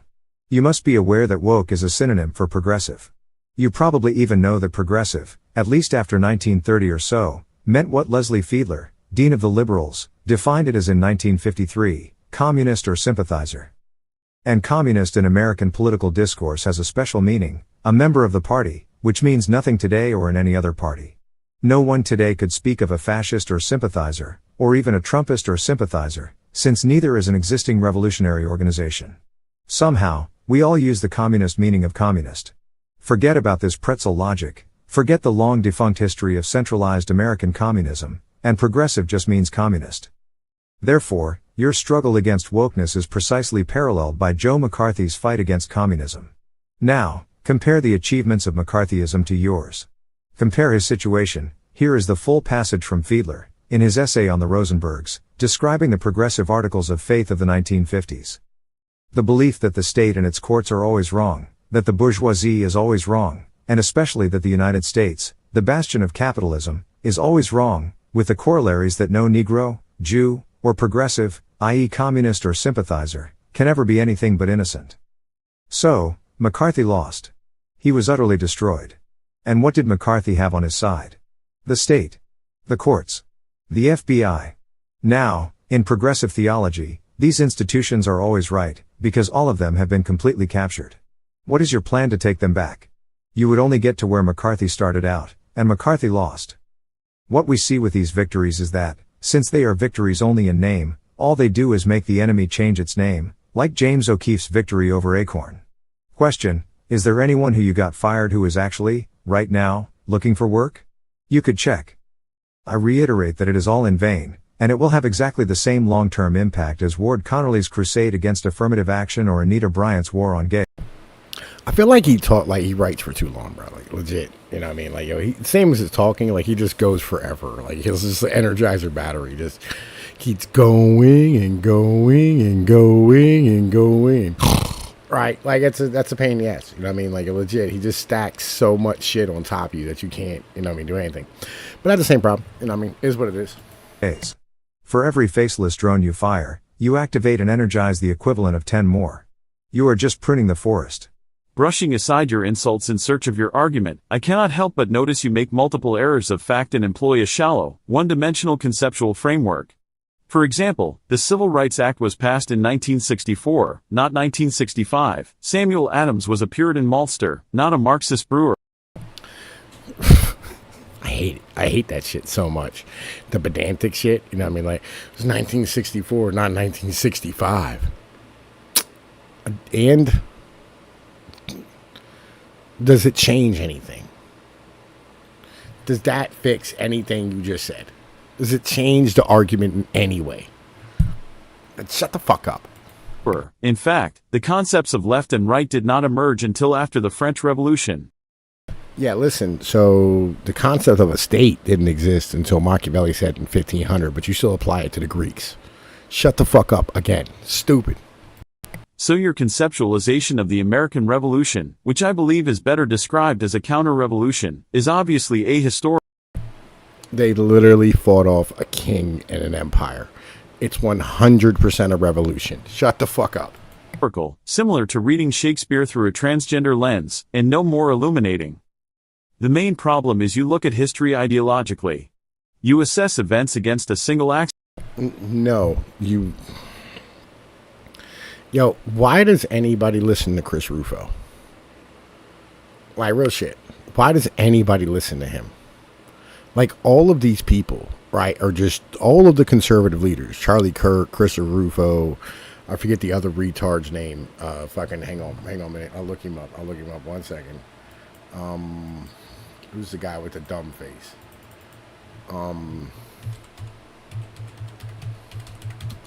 Conservative leader, dumb face. Hang on. I gotta bring it up. They bring it up. They bring up the street shitter from, like, fucking, what should we call it? From fucking England. Rishi Sunak. Yo, listen, bro. I swear to God. Like, yo, he does have the dumb face. I'm gonna keep it 100. Yo, why do they, bro, listen. Okay, let's go with Joe Rogan, conservative.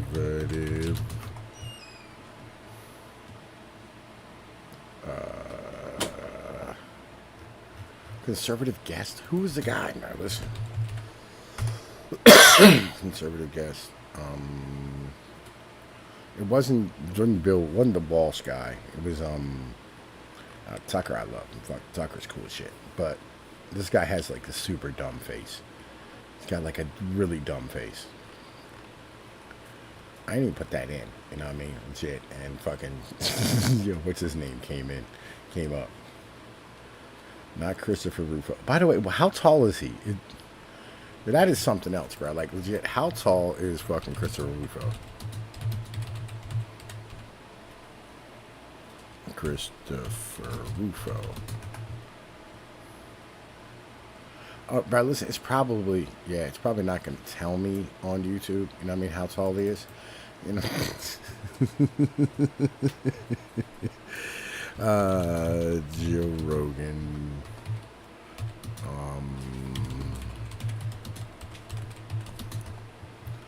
Classical liberal, rather than not Dave Rubin.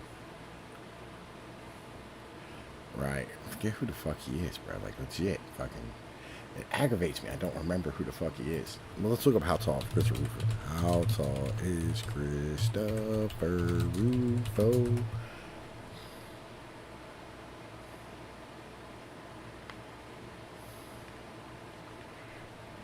Like, yo, listen, oh my God, they actually don't have his thing, bro. Like, he might have it removed. Yo, is he 5 foot tall? Is he just a tiny little dude? Is he an itty bitty little dude, bro? Listen, yo, that is fucking hilarious. Like, real shit. How is he that little? Like, yo, that is fucking hilarious. Axis, separating leftists from rightists, and measuring individual figures against your abstract political formula. I prefer to look at history holistically and critically, across multiple axes, recognizing ambiguities and tensions. No, not Charlie Kirk, bro. The other dude. The other guy, bro. There's 3 of them, right? There's one that, James Lindsay. There we go, with the dumb face. That's the guy I was thinking. Him and James Lindsay. All of them have, like, the dumbest ideas ever. They're all just complete trash.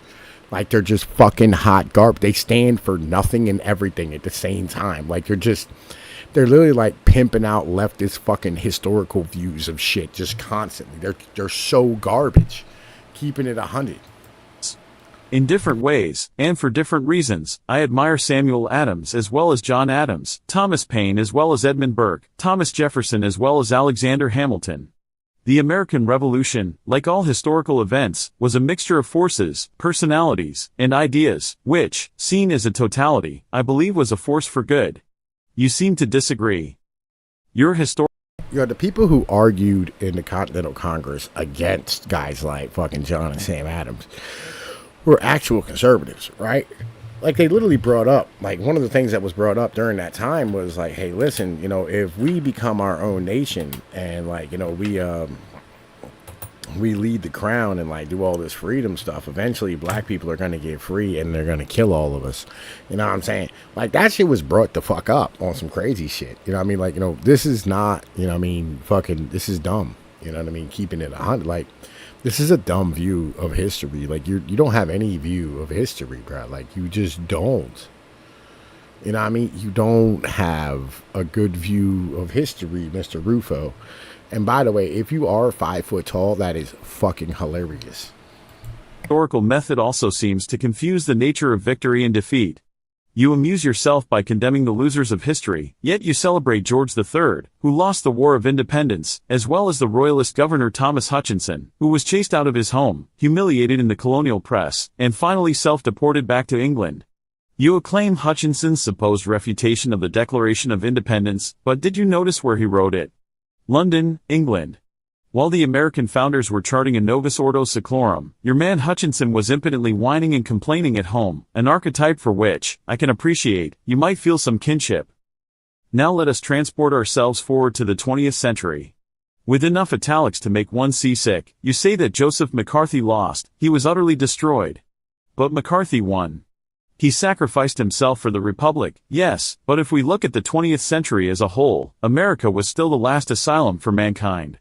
McCarthy, Nixon, Burnham, and others held back the movement of communism in America, which could have easily turned out differently. You denigrate the historical American regime and express a desire for a true sovereign who rules with an iron fist. So, which 20th century state earns your ideological favor? Germany? Russia? Some tribal monarch in the heart of Africa? I have never believed that the principles of our Constitution can be realized by all people, at all times, and neither did the American founders. But I do believe that the principles of 1776, reinterpreted in the light of history and reanimated in the public spirit, can still guide us, the people who established them, into the future. You would have us believe that America today has no continuity with the America of the past. You pose as a grand historian, a sage in a leather jacket, but you foolishly assume that 250 years is a long period of historical time and cannot bear a continuity. I think that is short-sighted and defeatist. It seems to me that your attempts to prove your cleverness betrays a lack of wisdom, the higher virtue. Always, incessantly, you claim to care about power, about absolute power. Yet you speak mostly of debate, in a highly rhetorical, even juvenile, way. You write that John Adams destroyed Samuel Adams, that Thomas Hutchinson refuted Thomas Jefferson, and that Jonathan Sewell completely owned John Adams, as if political history was a bad YouTube playlist. Is this the way you think it works? Let's be real.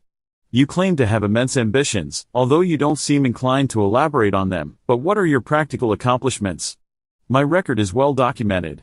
If you permit me a moment of immodesty, my work has mobilized public opinion, launched a grassroots movement, inspired a presidential order, ousted the president of Harvard, recruited a cohort of billionaire defectors, pushed the DEI complex into contraction, and changed the law in every red state, some of which have restricted left-wing race and gender theories in schools, abolished DEI in universities, and instituted universal school choice statewide. This work is admittedly tentative and incomplete, but it has initiated a real shift in culture, law, and governance that might, with continued effort, provide a pathway for a return to the beginnings of the Republic. What about you? What is your practical politics and what have you done toward achieving it? If your ideas have thus far been unable to win and govern a local school board, why should we assume that they can govern a complex nation? Forgive me, but I cannot help but suspect that your manic combination of grandiosity and fatalism is an excuse for inaction. You are waiting for the cataclysm, rather than patiently building the conditions for concrete political action. You have set up a series of false dilemmas, and then praise yourself for not falling into the trap. For example, you accuse me of not having fired any DEI bureaucrats and then, in your very next sentence, argue that my having fired DEI bureaucrats will simply spawn more. Here is the logical conclusion of your philosophy: if you fight your enemies, they win. Is that a fair description? I hope in your closing, you will come back down to earth. What is it you want and how will you accomplish it? Where did you read me as condemning history's losers? My history is a loser's history. I like to be right. History's losers are usually in the right. And they always think they are. Why else would anyone fight a war they could reasonably expect to lose? Why, for that matter, are you a conservative? Do you know the name Sam Francis? Your abuse of history continues. You would. Alright. So I found this picture. Okay, so check this out. Okay, so you see how little Dave Rubin, or how little motherfucking Christopher Rufo looks here, right? Well, Dave Rubin is 5'6". Yo, Christopher Rufo is a tiny person, bro. Like, he's like Ben Shapiro. You might be littler than Ben Shapiro, keeping it a buck, right? Like, listen, why do we take like ideas from these little tiny people? Like, why are we letting these little tiny people come up with ideas? Like, this is like, bro, they should not be leading anything. They're tiny. They're little tiny itty bitty little humans and shit, bro. Like, this is not, you know what I mean? Like, what the fuck is going on with this nonsense, bro? This is ridiculous. You know what I mean? Attribute the outbreak of the Cold War, a 1940s phenomenon, to McCarthyism, a 1950s phenomenon. You prefer to look at history holistically and critically, across multiple axes, recognizing ambiguities and tensions. GPT-4 much? As far as I can tell, you do not know anything about these periods, you have never read any full books from them, and you probably never will. Maybe Claremont fed you a few excerpts? The revolutionary nature of the Revolutionary War is not subtle, complex, or in dispute. If you prefer a 20th century treatment, try Gordon Wood's Radicalism of the American Revolution. I'm sure Harry Yaffa was a wonderful philosopher. He was no historian, and it shows. Don't even start me on his Civil War. Yes, I am saying that fighting for fighting's sake is retarded. The only reason to fight is to win. Don't. Yo, listen, bruh. Yeah, I'm saying fighting for fighting's sake is retarded. It's like, yo, legit, don't squirm, stupid. You know, I mean, I said this a long time ago. I said this probably 6-7 years ago in the channel. Yo, don't squirm, bro. Never let them see you squirm. Like, it's fucking, no, don't do that shit. You know what I mean? Don't compare your victories to nothing, Chris. That's the grifter way. Compare them to winning. If you have no picture of winning, you are a grifter. If you do have a picture of winning, what % of that picture have you achieved? Another good test of impact: if I didn't read any media at all, would your actions have changed my direct experience of the world? Any impact below this level is not felt but can only be measured. In other words, it is negligible. You think you have a picture of winning. On any close inspection, it dissolves into myths and absurdities. Your future is the same cheap vinyl as your Paw Patrol history. My future is dirty and expensive and came off the back of a cow. Try it when you're tired of getting wet. Do you want to repeal the Civil Rights Act of, yes lol, 1964? To end anti-white discrimination? Great. You'll find it already bans anti-white discrimination. Now that's winning. But to win even more, why not a Simon Says I Mean It law? What is it with those liberal judges, anyway? Maybe the internet can convince them to come to their senses? An even better historical test for your real-world achievements: measure them next to Anita Bryant's anti-gay crusade from the late 70s. You don't think Anita Bryant drove legislation? You don't think she had dinners with billionaires? That she even got people, gay teachers, gays, in our schools, doing the gay, fired? The result, 50 years later, a Wikipedia page. What is real power? Who decides? Who decided that now people can't say homeless, it has to be unhoused? Say the E out loud, like an Elizabethan. My lord, thou art unhoused. Was it a person? A committee? Who knows? How close are you to this power? Given your resume as a PBS producer, maybe closer than me, but at least I am the reason people say pilled. I also think we are seeing the first literally kinetic impact of the outer right on reality in the new Republican isolation, hopefully shortening it. I think this is because of Young Hill staffers who are clued in. I think people understate the relevance of my modified Austrian monetary theory to Bitcoin, especially since Nick Szabo was on the blog roll. And to some I am still mainly a computer scientist. My picture of winning is very clear. You probably think it is impossible. It would be neat if you could admit that the only reason it is impossible is that everyone thinks it is impossible. They do. They are too busy believing in your picture, which they saw on Paw Patrol. At least your direct mail market of literally demented boomer patriots knows one big thing: how to donate. Unfortunately, it seems impossible to lead these people without also being led by them, leaving you, as a 40-year-old Norwood one, in this historical second childhood. Please consider the possibility that you are just too good for your own scene. Over the course of this dialogue, I have asked you a series of basic questions, which you have systematically ignored. Your contribution has consisted instead, for the most part, of childish insults, bouts of paranoia, heavy italics, pointless digressions, competitive bibliography, and allusions to cartoons. It's disturbing to realize that this is how your mind works now. I don't think it was always this way, but here we are. What seems characteristic about your current... Listen, I fucking just call people crazy. I mean, that's the best way to win an argument. Just call them crazy. Yeah, you're crazy. Crazy person. Crazy. Hey, listen, man, I'm gonna end this bitch because I got shit to do. But, listen, I love y'all motherfuckers. I'm gonna holla at y'all later. Peace.